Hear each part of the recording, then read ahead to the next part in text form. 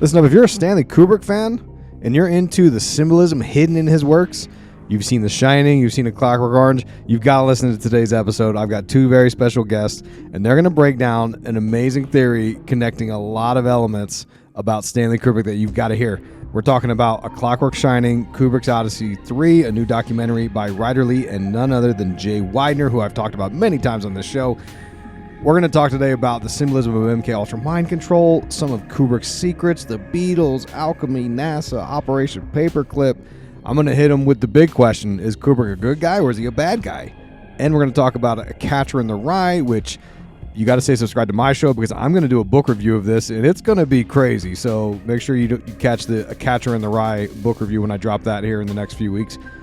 But today's episode, you got to stick around to the end because Jay Weidner, he gives us some clues on a secret society in Denver that he doesn't even want to mention their name because they're so dangerous. And maybe my man's found the Illuminati for real. So this is a very special episode. I'm very excited because, you know, I'm very much into Kubrick and you should be too. So take a listen today as we discuss A Clockwork Shining, Kubrick's Odyssey 3, and go stream it. Support these guys at Amazon or Apple TV+. I'll have links in the show notes where you can find all their works. All right, today I'm joined by two very special guests who need no introduction, but I'm going to give you one anyway. Our first guest is Ryder Lee. He's the director of A Clockwork Shining, Kubrick's Odyssey 3. He's also the host and producer of the Raised by Giants podcast. Tons of great guests. Clyde Lewis, Ryan Burns, Whitley Strieber, Darcy Weir, and of course our other guest, Jay Weidner. He's also the director of JFK Solving the Crime of the Century with Jay Weidner, which leads us to our second guest today, the legend, the man himself, Jay Weidner, producer of A Clockwork Shining, Kubrick's Odyssey 3. He's director of Kubrick's Odyssey 1 and 2, Beyond Belief with George Norrie, mastermind of the rise of the Gaia Network, as seen in the Darcy Weir documentary that I just wrapped up called Dark Alliance. That's also a must-see. Jay's also featured at the top of my special thanks in my 2014 Kubrick's Code book, where I dived into the symbolism of Stanley Kubrick. And anyone who's followed me since 2011 knows I've referenced Jay Weidner countless times as an inspiration for how I got into this strange world of conspiracy, synchromysticism, and crypto-Kubrology. So Ryder and Jay are here to discuss their latest project, A Clockwork Shining, Kubrick's Odyssey 3, now available on Amazon Prime, which is where I bought and streamed my copy. So while we're having our discussion today, I want my dear listeners to get the full story. Go get the movie. Required viewing if you're into the Kubrick symbolism theories. So I followed Jay Weidner since before I started my blog in 2011. And Jay, you were very influential in my early research and interest into the esoteric side of Kubrick. And I'm very excited for this conversation. I'm pretty new to Ryder's work, and I'd love to start out there by asking Ryder your inspirations. How did you get into Kubrick? How did you get into symbolism? What is your primary interest in this sort of field of conspiracy, synchromysticism, entertainment, that kind of thing?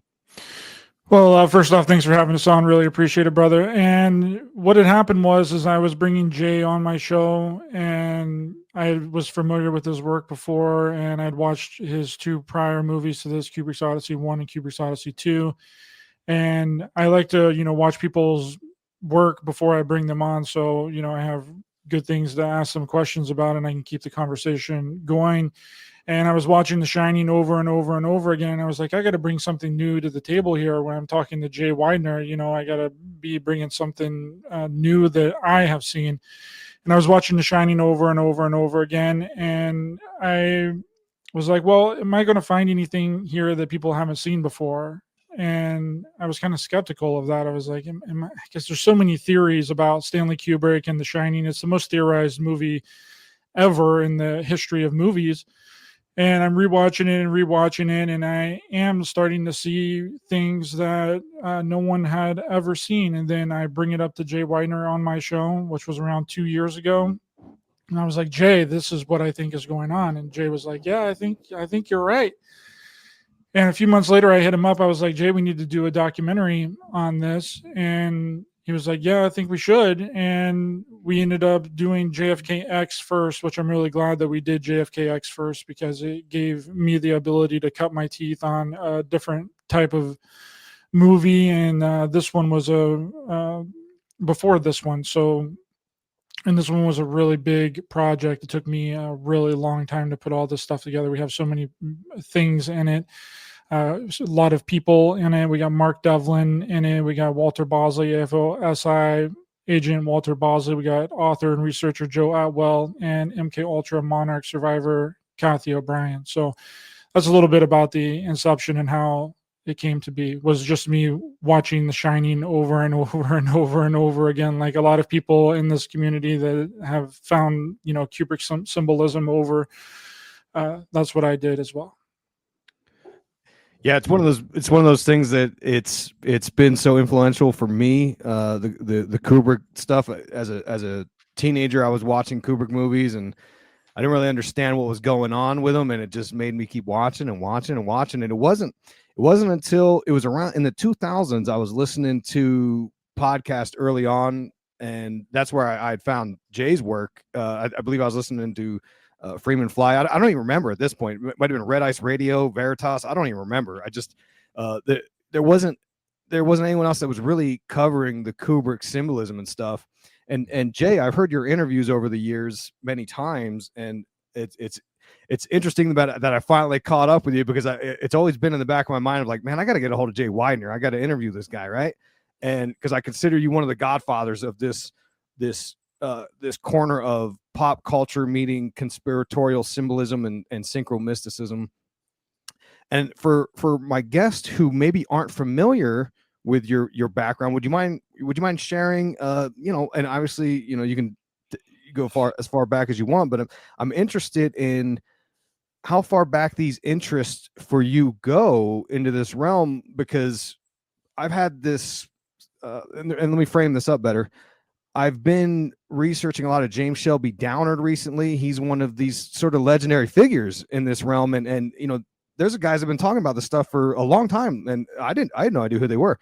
So would you mind sharing with us what got you into all of this sort of field of research?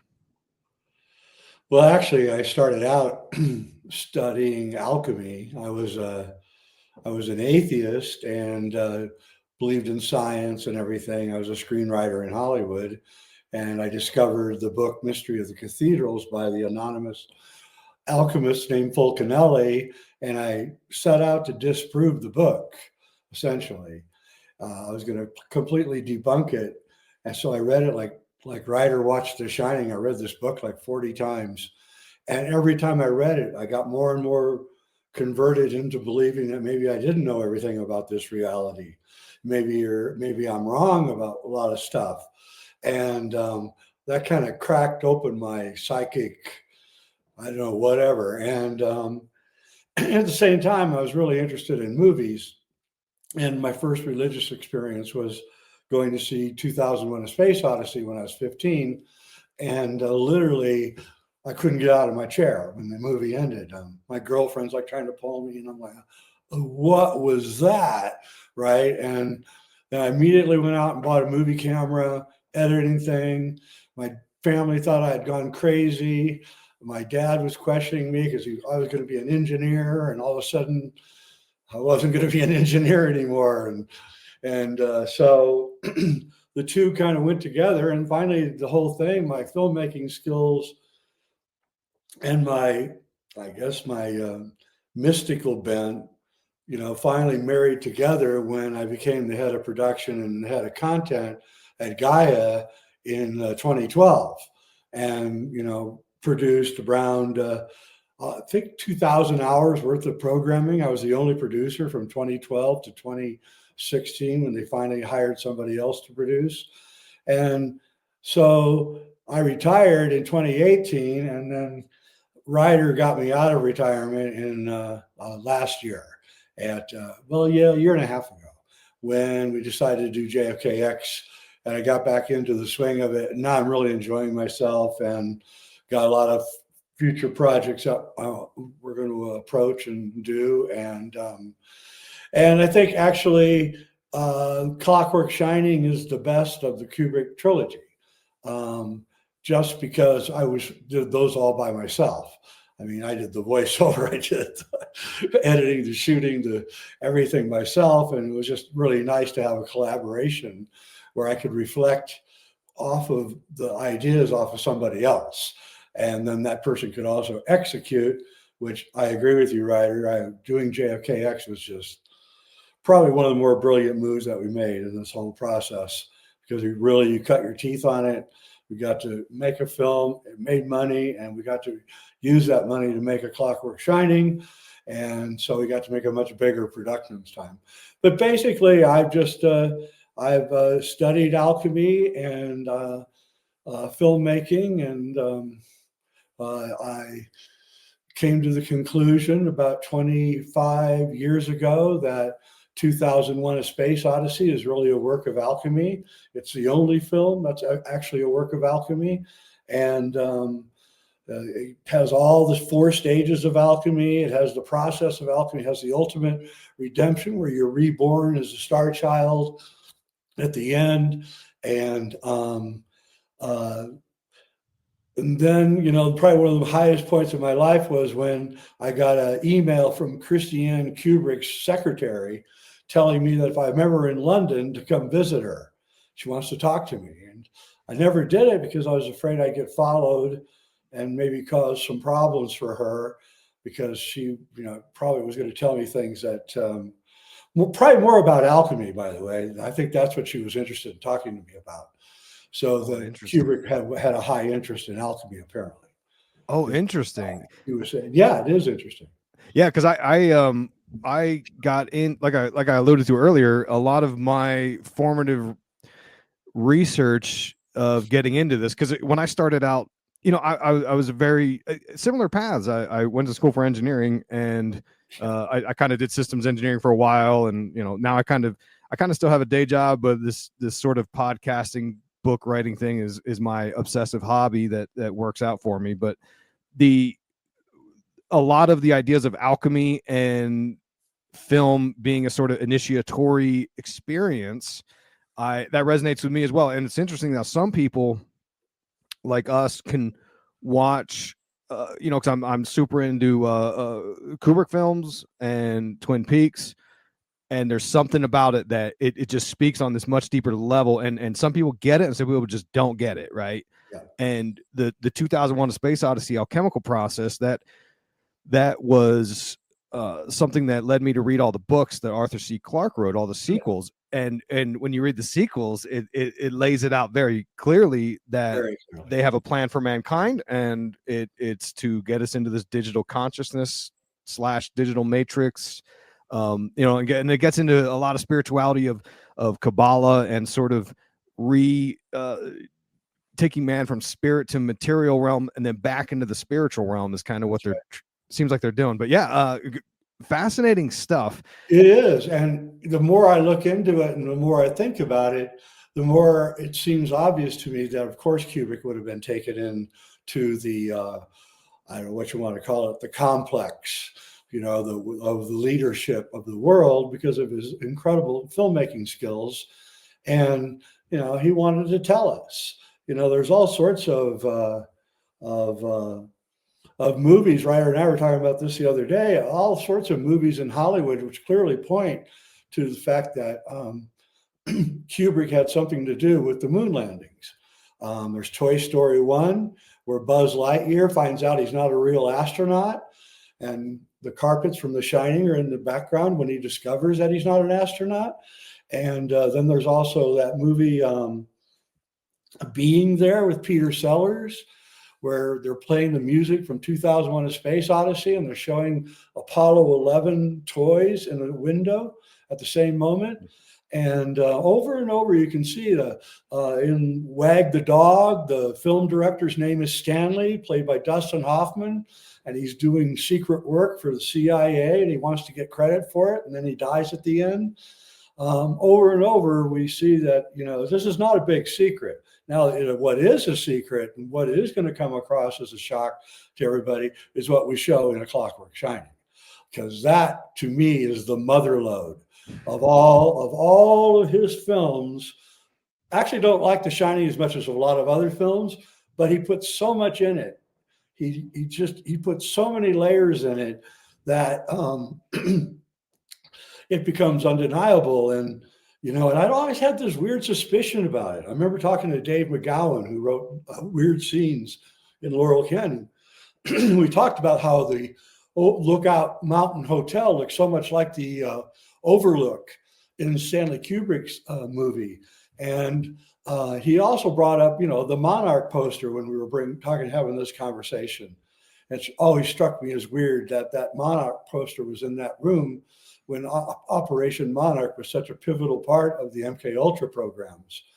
And then you realize, of course,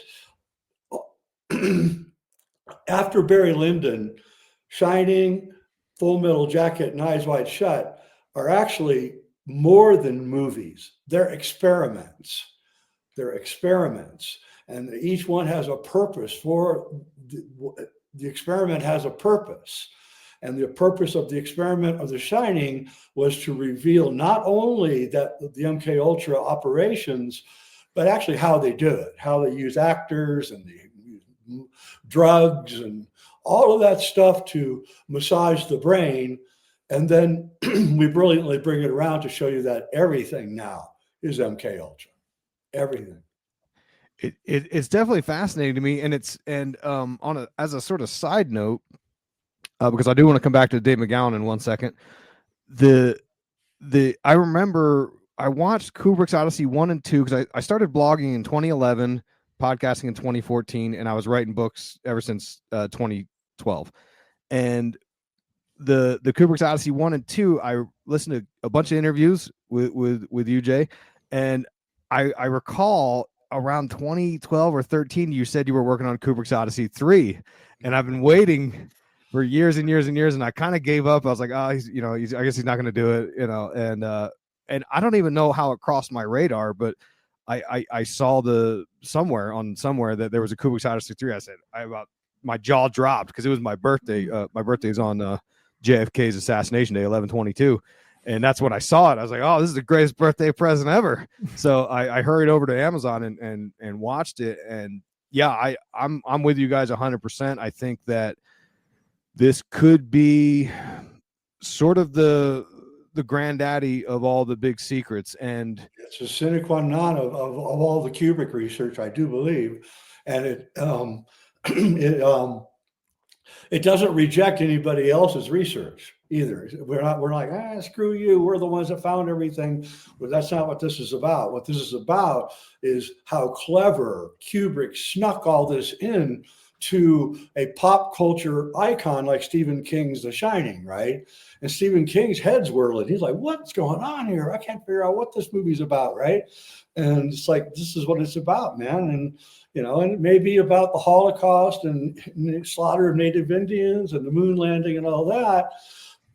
That actually goes in with MKUltra if you think about it, right? There's right Holocaust and the Paperclip guys coming over with the MKUltra research that they then gave to the psychiatrists and the CIA, right? The spychiatrists, I like to call them. So yeah, I think if you really want to understand Kubrick, you got to watch the entire Kubrick's Odyssey, but you won't get it until number 3. Yes, I agree. The moon landing. The second one is all the mystical aspects of 2001. And the third one, really, it's a marriage between A Clockwork Orange and The Shining, 2 of the more interesting films that he made. There's a lot of it's like, sorry, Ryder, it's just like an onion, right? I'm trying to describe for the audience. It's like an onion because, like you were saying, it doesn't disqualify other theories or topics. It's just you kind of got to understand each layer that he baked into these films. Go ahead, Ryder.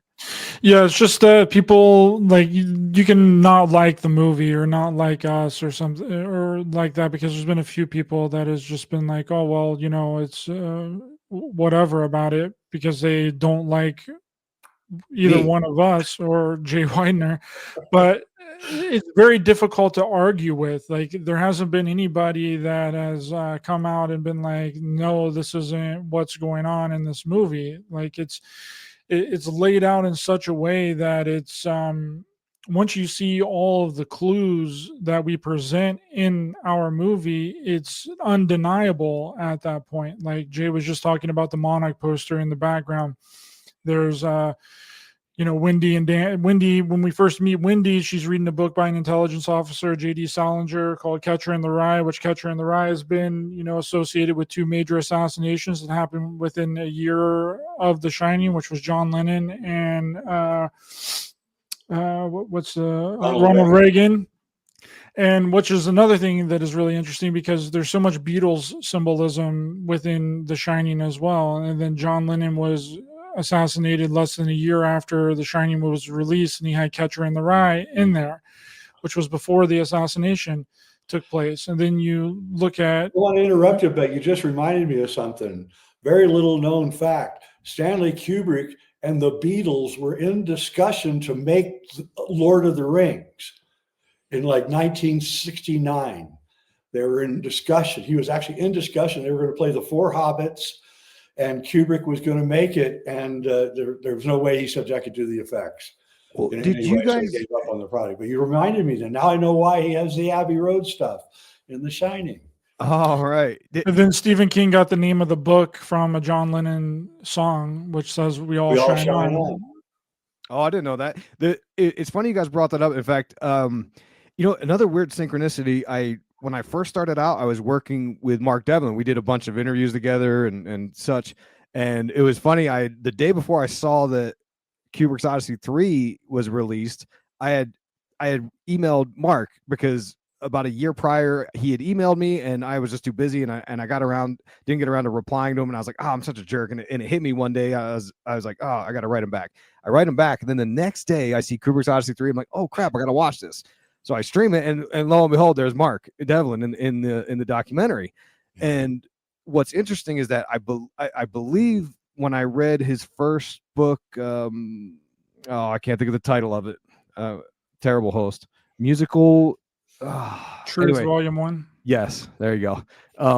I believe he talked about the MKUltra connection to the Beatles with the dentist John Riley, and I just saw on the tabloid news last week that they referenced an older book that was from 15 years ago about a book about the Beatles, and it just started resurfacing this idea that they were actually not just dosed with LSD, but maybe they were actually MKUltra by this dentist who has these connections with the intelligence. The greatest MKUltra operation of all time. There's just no doubt about it. And they didn't write their own music. They didn't write the lyrics. They did sing, but they didn't play the music. We're pretty dang sure of that by now. So we were going to actually, believe it or not, the next movie was going to be on the Beatles, but all the people started pulling out because they got worried that we'd get sued by Apple, which we probably could. So it was going to be the third one. Ryder was going to direct it and edit it just like these last 2, but well, we didn't get to it. So we have to go off to something else. Ryder, I didn't mean to cut you off. Where were you going with that? You were talking about a Catcher in the Rye and J.D. Salinger. Yeah, we had Catcher in the Rye. Then you also look at, what Jack is typing out. He's supposed to be writing a novel this entire time, which within the first 10 minutes of the movie is the most interesting part of the movie to me that really gets overlooked by a lot of people that are studying the movie, because Stuart Ullman basically lays out the entire plot of the movie in that first 10 minutes to Jack. He's like, this isn't a physically demanding job. This is more of a psychological job because of the time that you're going to be spending up here, the isolation that you're going to suffer. It's difficult to get off the mountain. It's snowed in, like the snow is really bad. And then he goes on to explain that, what happened to Grady, that Grady got, cabin fever or whatever, and then killed his family, which is exactly what ends up happening to Jack. And then you have, Jack writing this novel, which he's not really writing a novel. He's just writing the same sentence over and over and over again. All work and no play makes Jack a dull boy. And Wendy comes in, then he becomes triggered, which there's so many real life examples of Kubrick movies like influencing real life, which we bring up Sue Lyon in the movie as well with Lolita, and the same thing that Lolita is about, which is basically about pedophilia, is the exact same thing that's happening to Sue Lyon in real life from Kubrick's producer. Then you look at A Clockwork Orange and the things that were going on there when that movie got released, like crime rose heavily. There was murders that was called Clockwork Murders. We show all of the newspaper articles, in the movie. It flashes really fast, so it's difficult for people to really get a good look at it. But and then Kubrick pulled the movie from a lot of countries in the UK and a few other different countries as well. And then you have the real life scenario with The Shining and Shelley Duvall. Basically the same thing that happened to Sue Lyon with Lolita sort of happened with Shelley Duvall, besides the the sexual abuse and the pedophilia. But it basically ruined Shelley Duvall's entire career from the abuse that she suffered by Stanley Kubrick, just as it ruined Sue Lyon's career decades earlier with Lolita. What did that abuse entail? Do you know? Which one? Go watch The Making of The Shining by Vivian Kubrick. He's screaming at her. He's yelling at her. It's actually embarrassing to watch. You feel nothing but sorrow for Shelley in the movie. But he was that way. I heard from somebody inside that the first day of shooting of Eyes Wide Shut, Stanley came up to him and said, "Oh, we're shooting something special." Comes to Tom Cruise and said, "We're shooting a special scene today. It's going to be a dream sequence. It's not in the script." And Tom goes, "Okay, well, what are we doing?" He goes, "You're going to dress up like a woman and you're going to model in front of the crew." He said, "What?" He said, "Yeah." And he dressed him up with fishnet stockings and a mini skirt and a wig and everything, put makeup all over Tom Cruise. And then Tom Cruise pranced on a runway in front of the whole crew that was shooting the movie for like 8 hours. And Kubrick, "Do it again. Let's do that." Say it. What was he doing? He was taking this big, huge movie star and reducing him down, right? And "You're not going to be the big guy on this set. I'm the big guy on this set," right? And he embarrassed Tom Cruise in front of all the guys. And Wow. The humiliation ritual, yeah. Yeah, Kubrick would do anything to get the shot. I mean, every good director would do anything to get the shot.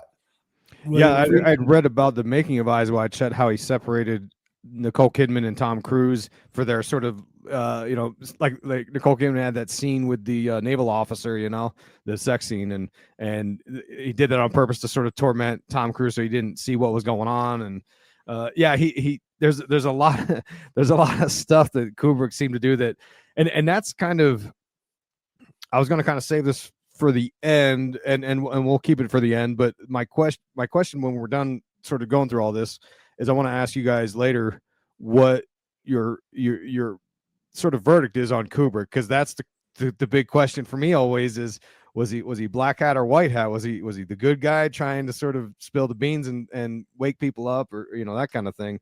But first I want to go back. I don't want to go past this, because this is important, this Catcher in the Rye MKUltra sort of idea, because you mentioned Dave McGowan, and he wrote a book called Program to Kill about serial killers. Amazing. Connected into a lot of these sort of conspiracies. And I read Tom O'Neill's Chaos, the book about the Charles Manson story, and it sort of, I don't want to say confirmed, but like, to me, it confirmed a lot of theories that went around about Manson being involved with some of the ABCs and these organizations that maybe they were teaching him how to do these kinds of things. And the whole idea of Catcher in the Rye, which after watching Kubrick's Odyssey 3, I read Catcher in the Rye for the first time ever. And I to be honest, I was kind of blown away. And I read it without, because you guys talk about Joseph Atwill and some of his theories about the book being a sort of coded Freemasonic ritual. And when I read the book, I had no idea what Catcher in the Rye was about. I've talked about it a million times because it comes up in all these conspiracies, but I had no idea what it was about. And I read it, and my jaw dropped, because my reaction when I read it was that it seemed to me like it was a version of American Psycho, the movie. It seemed like that, where this guy's lines of the dream world and the real world are blurring, and like, is he murdering people? Is he not? And when I went online to read what people's interpretation of this book, they're like, "Oh, it's about the loss of innocence and a man getting older." And I was like, "What are you talking about? Like, this is like a dark ass book." And really, I see why people connect this in with a lot of this dark stuff. But Ryder, were you saying that the first shot we see of what's going on here, it's when Stuart Ullman is talking to Jack Nicholson, and meanwhile you see Shelley Duvall's character reading Catcher in the Rye. because you're saying J.D. Salinger, you said he was an intelligence asset or an agent or something like that? Yes, he was, and the book was found on two of the major assassinations. One, the attempted assassination on Ronald Reagan, which is so interesting because John Hinckley Jr. is out of prison. Yeah, he just got out recently, right? He has a YouTube channel. Well, and something else that's really weird, and this might be relevant to the sort of synchromysticism angle of everything, is I did a show in July focusing on the date of July 16th, because a lot of heavy ritualistic type events line up for that date. We've got the Trinity test of the first atomic bomb testing in 1945. You've got the launching of Apollo 11, and you've got the release of Eyes Wide Shut, which Kubrick had it contractually releasing July 16th, 1999. And 30-year anniversary.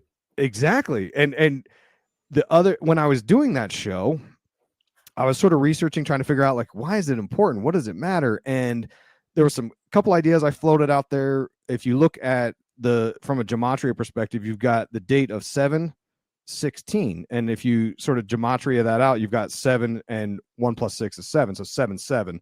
And the number 77 represents like this sort of connection to the divine and spiritual awakening and stuff. And Catcher in the Rye also released on 7/16.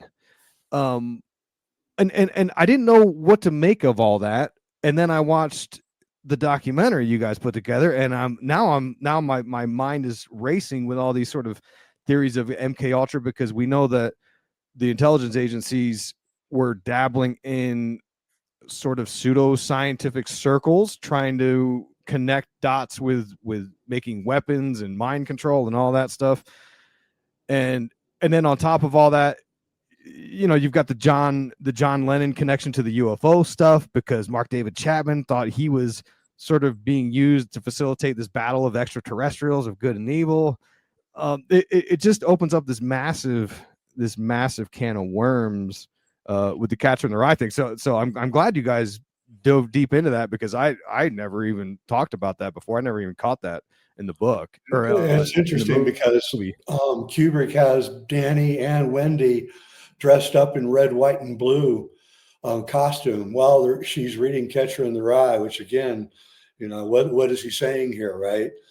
He knew that the Catcher in the Rye in 1980 or 79, when he made the film, was part of the MKUltra program. If he knew that, how much more did he know, right? And even further, J.D. Salinger was in Germany debriefing the Nazis who were coming over on Operation Paperclip. That was his job. He could speak like 6 different languages, and he was debriefing them. He was part of Operation Paperclip, which is part of NASA, which is part of. Once you open up the door, it just becomes unbelievable. And Dark Journalist, by the way, he just did a show like last week, an hour-and-a-half show, which is a must-watch about all of this. He's connecting the Del Shao Aerospace Club from California in the 1870s to NASA. There's actually to aerospace, to assassinations, to MKUltra, and it's all part of the same thing. And it all occurred with Operation Paperclip, and J.D. Salinger was part of that. Wow. Okay, that is interesting, because when I wrote my looking back on it's very amateur, because I was early in my journey of trying to understand everything. When I wrote Kubrick's Code, which was my attempt to talk about symbolism found in 2001, Shining, Clockwork Orange, and Eyes Wide Shut, I remember connecting some dots, but I wasn't able to take it all the way out. And now that I'm watching your guys' documentary, I'm like, okay, this all makes a lot more sense. Like, one example was I pointed out the strange amount of ladders that you see in the Overlook Hotel. I mean, they're freaking everywhere, and some of them are there for, like, there's no purpose for a ladder to be where they're at. And I thought, gosh, all I could think of is like the Freemasonic symbolism of the ladder and, ascending through the ranks and all that stuff.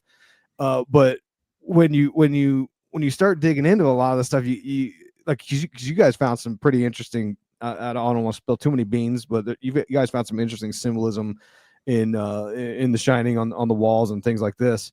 Yeah, the lights on the walls look like 11s. There's several 11 symbolism. You got the twins that are 11s. There's double doors. The double doors up into room 237 are double doors. All of the hallway doors are double doors, which is symbolic of 11 and and the twins. And it's his 11th film. The Shining is. Oh, interesting. And 11 is a super cult number. It's about the splitting, and Crowley wrote a lot about 11. And don't forget, it was Flight 11 that hit the Trade Center, right? Yeah.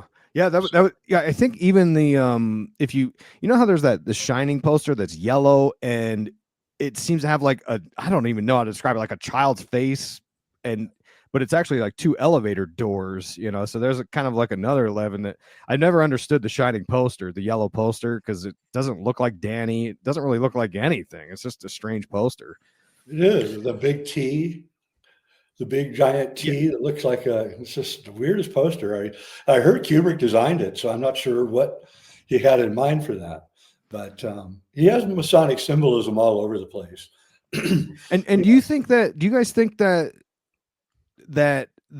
because I know there's a part of the film, the documentary, where you guys talk about these people in Denver, right? Because Stuart Allman keeps talking about Jack's employers, and then in the film there's a part where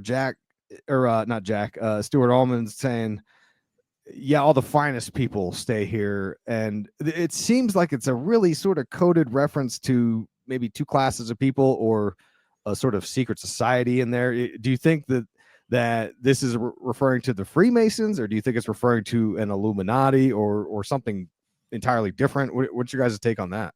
Well, the most powerful people in the world have a secret society that's located in Denver. The CIA is relocating as we speak to Denver from Langley, Virginia. See, Denver has always been the second biggest CIA outpost in America. Now it's turning into the first. And I'm pretty sure that's what Kubrick's talking about. Wow. So okay.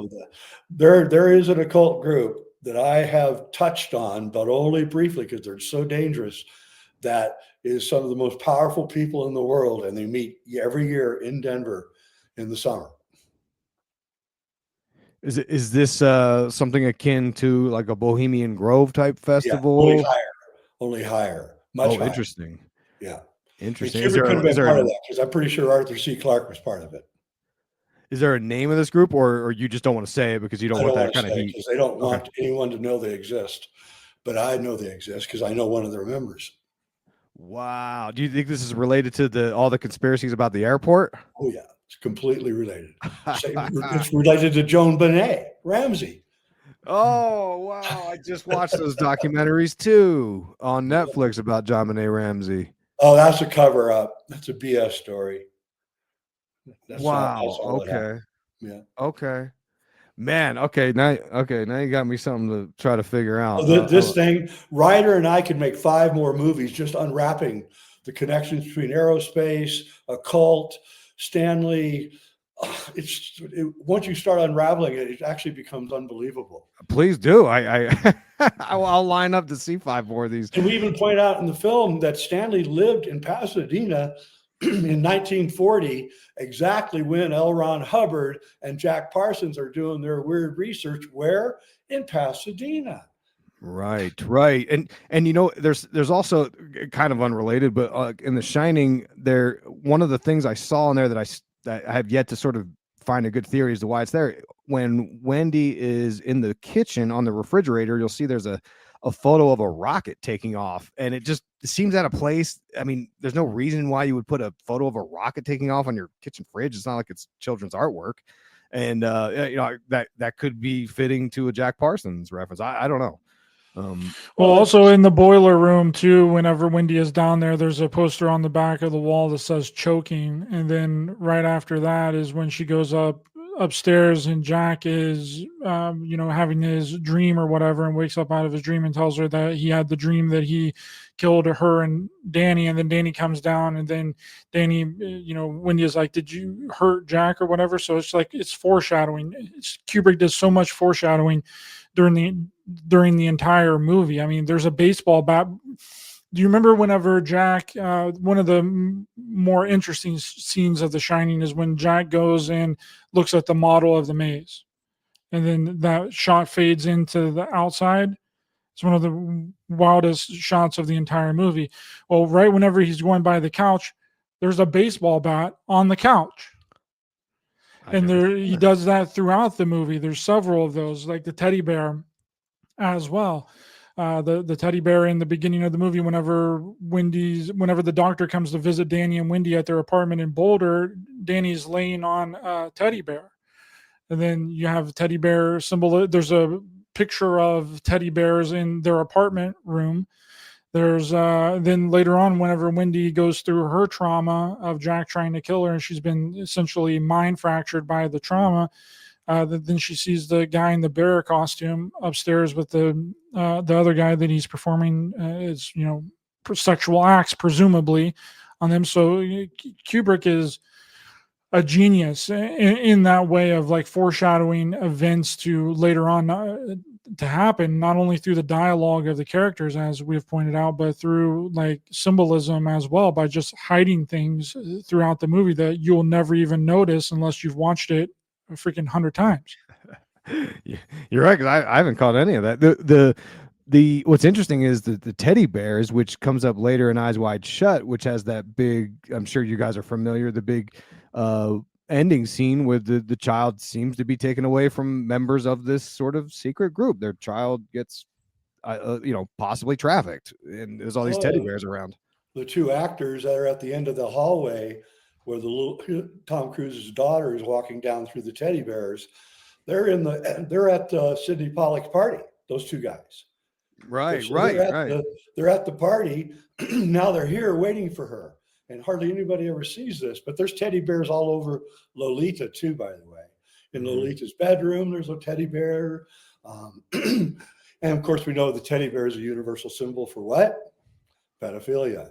So seems like a lot of roads lead to that. But there's an interesting thing. I don't know if you can see it on YouTube, but I've seen it only one time. And the filmmaker took The Shining and he split the screen and he ran one screen backwards from the end to the beginning and the other screen from the beginning to the end, right? And you watch them at the same time. And that really shows what Ryder's talking about, because they literally mirror each other. Literally, the movie mirrors itself going backwards and forward.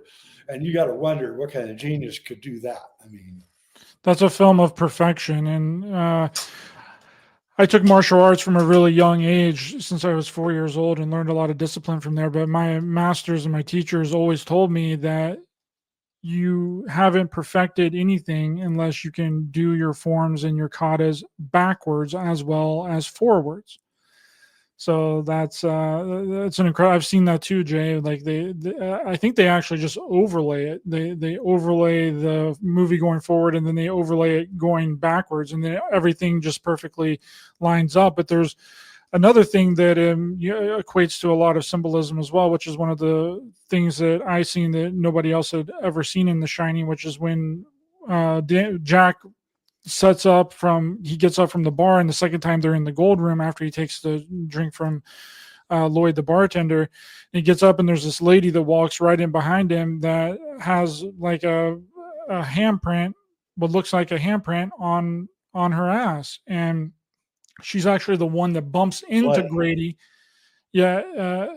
She's the one that actually bumps into Grady in order for Grady to spill the alcohol on Jack. And this, you can see this same type of handprint 2 decades later in Castaway with Tom Hanks, with the bloody handprint on Wilson, the volleyball. It's the same type of four-fingered handprint that's on Wilson, that's on the back of this lady's dress. And you can get into all the stuff about I know where you're going with that. And I would contend that the other The other big film director that has intelligence ties is Robert Zemeckis, the guy that made Castaway. And I could get into that sometime, but I'm not going to now. But it's just weird because he's got enough stuff in his movies to make you think, what does this guy know? And Kubrick has more than enough to make you wonder what he knows. Zemeckis is the guy who did Back to the Future, right? Yep. Okay, and there's a lot going on there. Oh yeah, those are really movies. There's always like this weird sexual element that they hide in plain sight. Like even in Back to the Future, it's on the marquee of this little innocent small town that's like I don't remember the title of the movie, but it's some clearly pornographic movie that they're playing, which that used to happen back in the day. I'm old enough to remember that, but it's interesting because in Lolita there is the scene where Quilty and Humbert are sort of like Humbert's getting ready to shoot him. He's Quilty, who plays the sort of procurer of sexual favors. He says something to the effect of how he could have Humbert attend and watch executions. He says something about how he could have a person be used as a piece of furniture, which it seems so out of place coming from way back then when that movie was made. But I remember watching it during the heydays of 2020 and all the wild theories about Wayfair and human trafficking being done on the website. And I don't know. The whole thing always seems to sort of float around these same themes over and over of sex of various forms and occult sort of concepts. Like it just seems like they're always in there.